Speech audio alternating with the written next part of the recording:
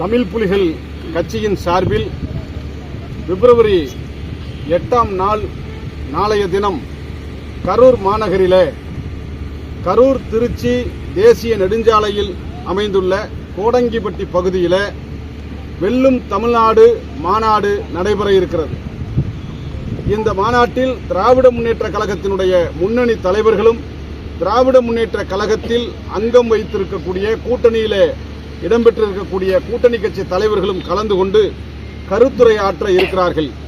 வரக்கூடிய 2026ஆம் ஆண்டு நடைபெற இருக்கக்கூடிய சட்டமன்ற தேர்தலிலே திராவிட முன்னேற்ற கழக தலைமையிலான கூட்டணிக்கு ஆதரவு தெரிவிக்கக்கூடிய வகையிலே இந்த மாநாடு பேரெழுச்சியாக நடைபெற இருக்கிறது.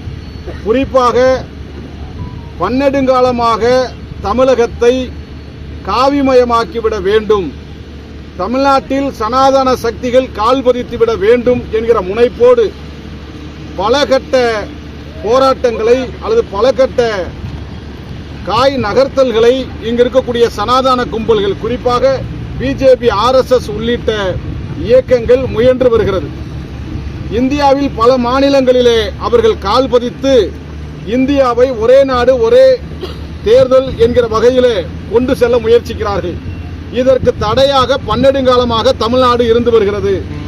எனவே தமிழ்நாட்டில் கால்பதிக்க அவர்கள் முயற்சி மேற்கொண்டு வருவதை தடுக்க வேண்டும் என்கிற அடிப்படையில் இந்த மாநாடு சனாதன சக்திகளை, பிஜேபி, RSS கும்பல்களை முறியடிக்க வேண்டும் என்கிற ஒரு கோரிக்கையோடு, ஒரு முனைப்போடு வெல்லும் தமிழ்நாடு, சனாதன சக்திகளை வெல்லும் தமிழ்நாடு 2026ஆம் ஆண்டில் மீண்டும் திராவிட முன்னேற்ற கழக தலைமையிலான முத்துவேல் கருணாநிதி ஸ்டாலின் அவர்களுடைய ஆட்சி அமையக்கூடிய வகையிலே இந்த மாநாடு மிக சிறப்பாக நடைபெற இருக்கிறது.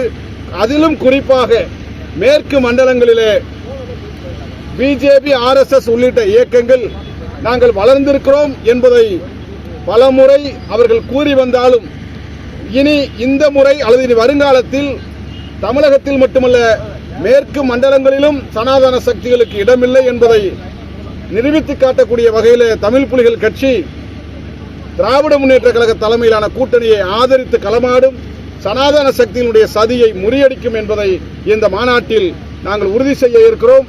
இந்த மாநாட்டில் பல ஆயிரக்கணக்கான இளைஞர்களும் பொதுமக்களும் ஜனநாயக சக்திகளும் திரள இருக்கிறார்கள். இந்த மாநாட்டில் இருந்து தமிழ்நாட்டினுடைய தேர்தல் பணிகள் அங்கொன்றும் இங்கொன்றுமாக நடந்திருந்தாலும் இந்த மாநாட்டின் வாயிலாக தமிழ்நாட்டினுடைய மூடை முடுக்குகளில் எல்லாம் தேர்தல் பிரச்சாரங்களை மேற்கொள்ள இருக்கிறார்கள், மேற்கொள்வோம் என்பதை இந்த நேரத்தில் சொல்லிக்கொண்டு மாநாட்டிற்கு வரக்கூடிய பல்லாயிரக்கணக்கான இளைஞர்களும் பொதுமக்களும் கவனமாக செல்ல வேண்டும். ஏற்கனவே கரூரிலே அரசியல் முதிர்ச்சியற்ற இயக்கம் நடத்திய மாநாட்டினுடைய விளைவுகளை நாம் சந்தித்தோம். அது மாதிரியான விளைவுகள் நிச்சயமாக எங்கள் மாநாட்டில் ஏற்படாது. நாங்கள் பாதுகாப்பு ஏற்பாடுகள் செய்யப்பட்டிருக்கிறோம். மிக நேர்த்தியாக இதை வகுத்தெடுத்திருக்கிறோம், மிக நேர்த்தியாக இதை முறைப்படுத்தி இருக்கிறோம். எனவே மாநாடு என்பது எப்படி நடைபெற வேண்டும் என்பதற்கு ஒரு முன்னுதாரணமாகவும் இருக்கும். அதை வென்று காட்டுவதற்கு நிரூபித்து காட்டக்கூடிய வகையில் வரக்கூடிய இளைஞர்கள் பாதுகாப்பாக வர வேண்டும். மாநாடு சரியாக 4:30 மணிக்கு தொடங்கி 8:30 மணிக்கு நிறைவு வர இருக்கிறது. குறித்த நேரத்தில் அனைவரும் பங்கு பெற வேண்டும். ஜனநாயக சக்தியினுடைய பேர் ஆதரவு வேண்டும் என்று கேட்டுக்கொண்டு மோடிஜி,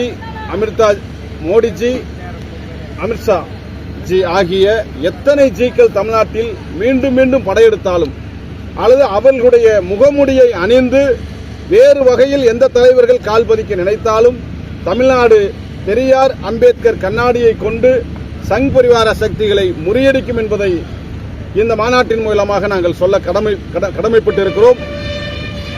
குறிப்பாக மோடிஜி அல்லது அமித்ஷாஜி அவர்களுடைய நோக்கம் என்னவென்று சொன்னால், அவர்களால் தமிழ்நாட்டில் இப்பொழுது கால் பதிக்க முடியாது என்பதும் தெரியும்.